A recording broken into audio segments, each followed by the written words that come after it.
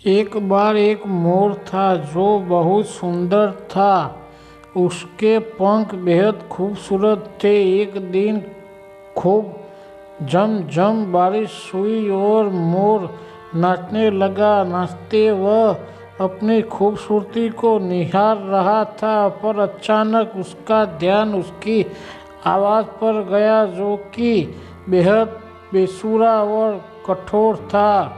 इस बात का एहसास होता ही वह बेहद उदास हो गया और उसके आंखों में आंसू आ गए। तभी अचानक उसे एक कोयल गाती हुई सुनाई दी। कोयल की मधुर आवाज़ को सुनकर मोर को उसकी कभी एक बार फिर एहसास हुआ। वह सोचने लगा कि भगवान ने इसे सुंदरता तो दी, पर बेसुरा क्यों बनाया। तभी एक देवी प्रकट हुई और उनको मोर से पूछा, मोर तुम क्यों उदास हो।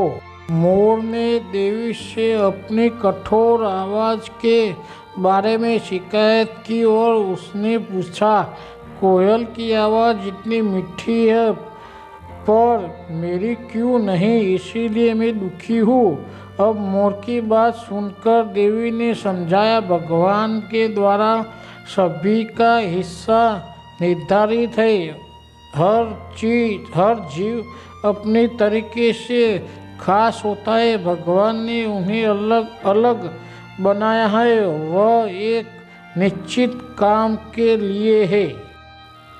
उन्होंने मोर को सुंदरता दी, शेर को ताकत और कोयल को मीठी आवाज़। हमें भगवान के लिए इन उपहारों का सम्मान करना चाहिए और जितना है उतने में ही खुश रहना चाहिए। देवी की बातों को सुनकर मोर समझ गया कि दूसरों से तुलना नहीं करनी चाहिए, बल्कि खुद के हुनर की सराहना करनी चाहिए और उससे और निखारना चाहिए। मोर इस दिन समझ कि हर व्यक्ति किसी न किसी तरह से यूनिक होता है।